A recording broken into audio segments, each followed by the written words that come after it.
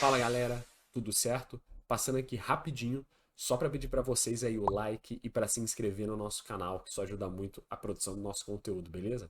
Valeu, espero que gostem aí do vídeo. Fala galera, tudo certo com vocês?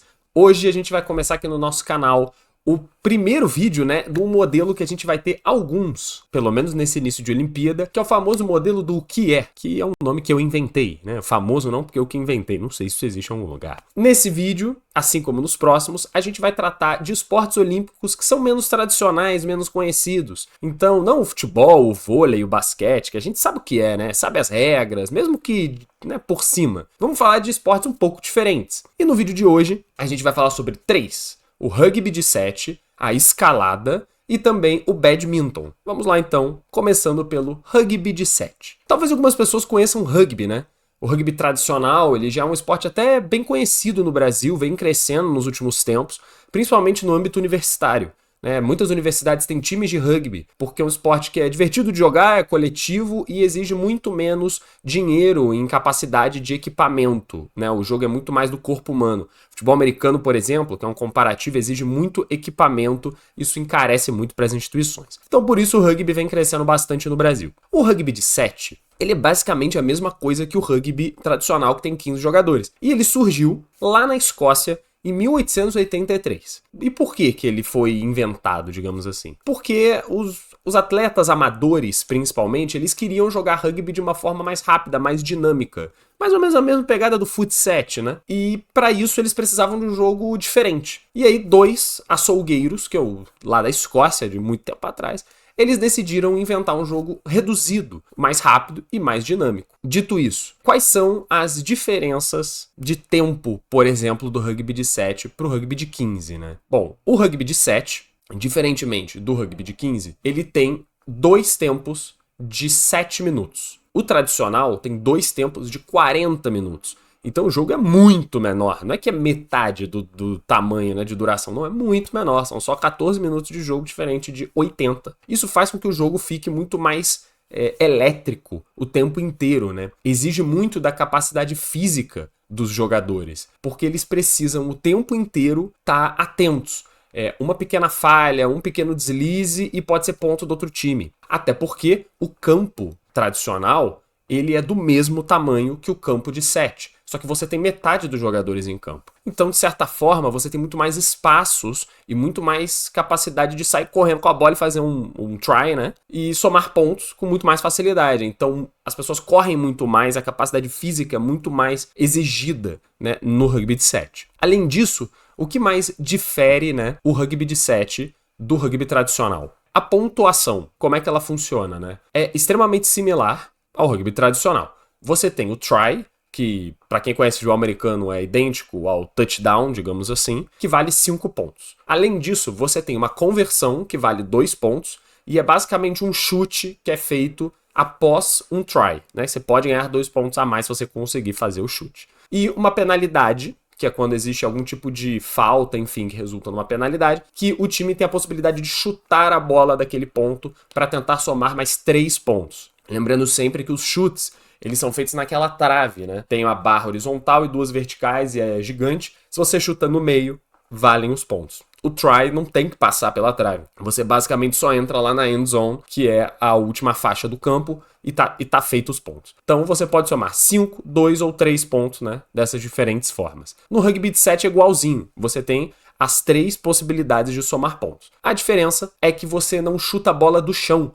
Você chuta a bola do que é chamado de drop goal, que ele pega a bola com a mão, joga a bola assim pra cima, né? E aí chuta a bola em direção às traves para tentar somar os pontos. O que mais, né, temos aqui para dizer do rugby de 7? É um jogo que está nas Olimpíadas desde 2016. É curioso, porque o jogo é muito antigo, né? Ele é de 1883 e o rugby tradicional também é mais antigo ainda. Um jogo bem, bem antigo até.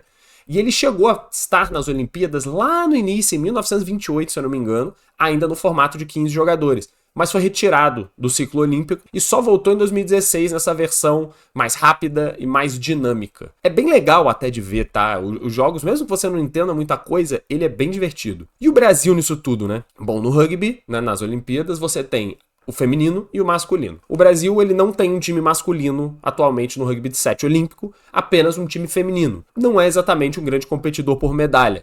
Tá lá mais para participar e quem sabe fazer uma boa campanha nas Olimpíadas, mas sem muitas expectativas. Vamos para o nosso segundo esporte, a escalada. Bom, a escalada, diferentemente do rugby, ela não tem uma origem muito bem definida na história, né? Até porque durante a maior parte do tempo ela não foi muito entendida como um esporte em si. A escalada é uma parada que existe há centenas, milhares de anos, porque as pessoas escalam pedras, né? Escalam montanhas, escalam morros, só que ela foi sendo transformada em um esporte, em uma modalidade de fato, né? Que não é só a natureza. Existem registros de que ela pode ter sido criada na Europa, ou na Inglaterra, na Alemanha, ou na Itália, por volta ali de 1970, 80, sendo que a primeira competição oficial foi na Itália em 1985. Nas Olimpíadas, né, ela só estreou muito recentemente, na última edição olímpica, nos Jogos de Tóquio de 2020. Né, foi a primeira vez que apareceu essa competição e ela vem ganhando muita popularidade ao redor do mundo inteiro. Talvez você aí que seja de um grande centro urbano de São Paulo, ou São Paulo, do Brasil, desculpa, como São Paulo ou Rio de Janeiro, você pode reparar que a escalada está ganhando bastante proeminência, está abrindo muita academia de escalada. Né? Por que isso? Porque é muito fácil de você conseguir praticar em ambientes urbanos que normalmente tem espaços muito restritos. Porque basicamente você só tem uma parede e você subir essa parede. Não tem muito extra, né? E isso é muito interessante. Eu mesmo já pratiquei uma vez, eu fui um dia fazer, e é bem legal, mesmo que você não entenda muito, é bem divertido. Vamos entrar aqui em alguns tópicos para explicar sobre a escalada. Equipamento. Né? Os escaladores, eles usam calçados específicos para escalada. Né? Não é qualquer tênis que você utiliza. Você usa um harnê, que é um colete de segurança, digamos, que normalmente fica preso numa corda para paredes maiores, e usa muito magnésio, que é um tipo de pó branco, para a mão ficar mais... para você ter mais pegada na mão quando você for segurar nas pedrinhas, né? Ela basicamente impede que você escorregue, secando mais a mão. Como medida de segurança, nas escaladas que... existem 3 categorias, né, que a gente vai explicar, mas nas categorias Lead e Speed, né, você fica preso a essa corda que eu falei, no harnê, que é como se fosse um cinto, digamos assim. Na boulder, você não usa corda. Né? A segurança, ela é basicamente de colchões que ficam embaixo, porque a parede não é tão alta assim. Se você cai num colchão fofinho e fica tudo bem. Pontuação. Como é que você vence na escalada, né? Porque é uma parada meio complicada você imaginar. Nos Jogos de Paris, né, a gente não vai ter a speed, a gente vai ter boulder e lead. E os resultados, em ambas as modalidades, são multiplicados entre si para determinar o vencedor geral, porque vai ser uma competição combinada. Os atletas vão competir nas 2 tipos de parede. Então você vai ter o resultado dos 2, e aí você vai somar e ver o tempo, porque na competição individual vence quem realiza a prova no menor tempo. Então você vai somar os tempos, quem tiver o menor tempo ganha. É basicamente isso, não tem pontuação, digamos assim. Vamos às categorias para finalizar aqui a nossa parte sobre escalada. A gente tem 3 categorias de escalada esportiva, né? A primeira delas é speed. O objetivo dessa modalidade é uma corrida vertical em que dois escaladores, né, competem lado a lado em paredes exatamente iguais, idênticas, de 15 metros de altura. Tem que ser assim, essa é a regra. Você tem 2 paredes, sai ao mesmo tempo, e aí a ideia é que vence o cara que atingiu o topo primeiro. Bem simples. O tempo de cada subida é cronometrado e os atletas competem, né, em formato de torneio eliminatório. Então você tem lá brackets, você tem o seu adversário, deu o relógio, você sai correndo para subir, quem chegar primeiro ganha, é muito simples, acabou. A parede do speed, ela tem uma inclinação constante de 5 graus, então ela não é exatamente reta, e utiliza um percurso padrão definido pela Federação Internacional de Escalada. Então não tem muita novidade aqui, já é um percurso padrão, é realmente você tentar aperfeiçoar ao máximo a sua capacidade de escalada. E obviamente, né, você ter técnica e muita explosão muscular faz toda a diferença nessa modalidade. O boulder, diferentemente, consiste em escalar rotas curtas, que são conhecidas como desafios ou problemas, que só tem até 4 metros de altura, então ela é bem mais baixa do que a outra parede, né? E você não usa corda. Nessa modalidade, você tem um tempo limitado para completar o maior número possível de problemas, né? E cada problema tem um número máximo de tentativas permitidas. E o que seria isso? Diferente da outra, que não quer dizer que a parede é difícil de subir, nessa você é como se tivesse desafios, né? Você precisa resolver. Pode ser não tão simples assim você passar de uma pegada para a próxima. Você precisa usar a sua perna, se posicionar de uma forma específica. Então a ênfase do boulder tá não só na explosão muscular, mas muito na técnica, na força e na inteligência do atleta para resolver esses problemas complexos enquanto tá lá se pendurando numa parede. É totalmente diferente a ideia da competição. E no lead, os escaladores eles tentam subir o mais alto possível em uma parede de até 15 metros de altura dentro de um tempo pré-definido e limitado.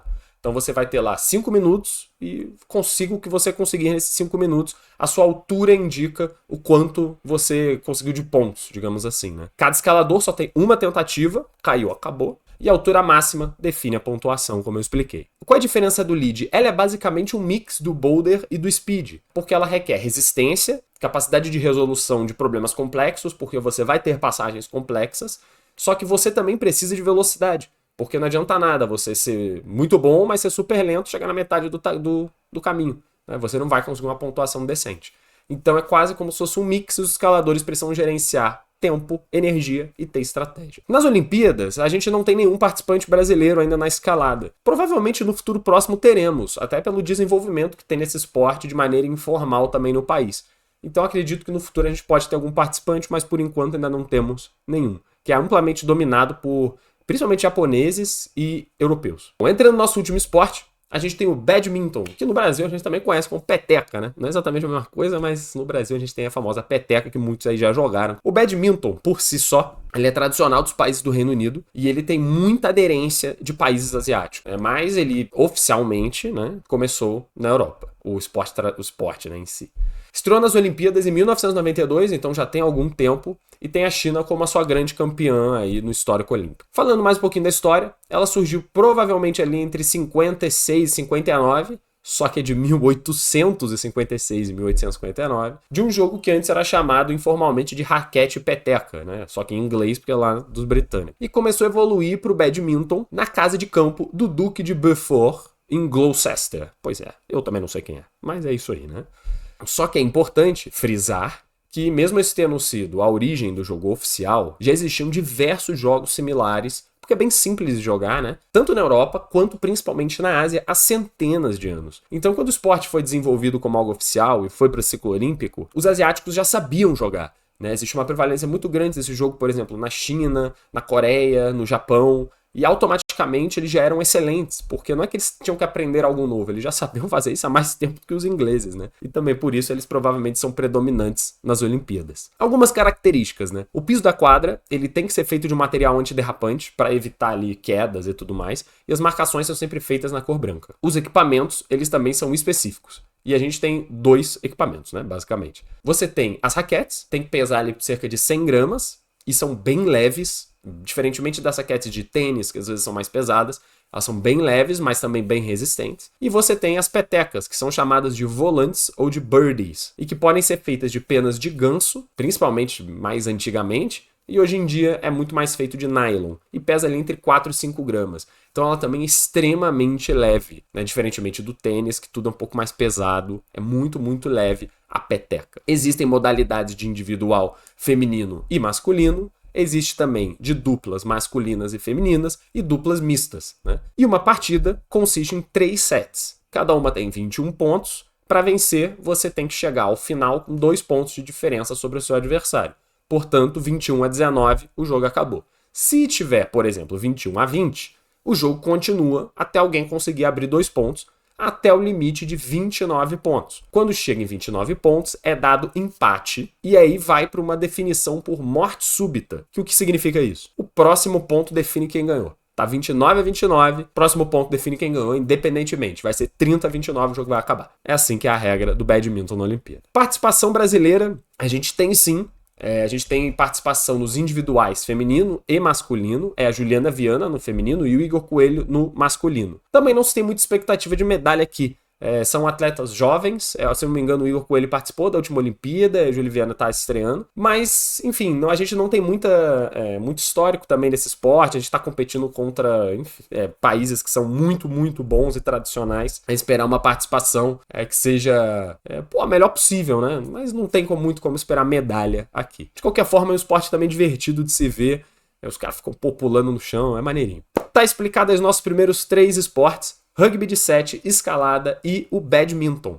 Espero que vocês tenham gostado desse nosso novo modelo. A gente vai voltar com esse modelo agora, nos próximos dias, várias vezes, para explicar esportes diferentes. Deixem um like no vídeo, né? Pô, acompanhem os nossos próximos vídeos olímpicos. A gente está começando isso tudo agora. Vejam também nossos vídeos antigos do canal e espalhem bastante o canal para todo mundo que vocês conhecem, beleza? Eu agradeço muito os views de todos, o tempo de cada um e até o próximo vídeo.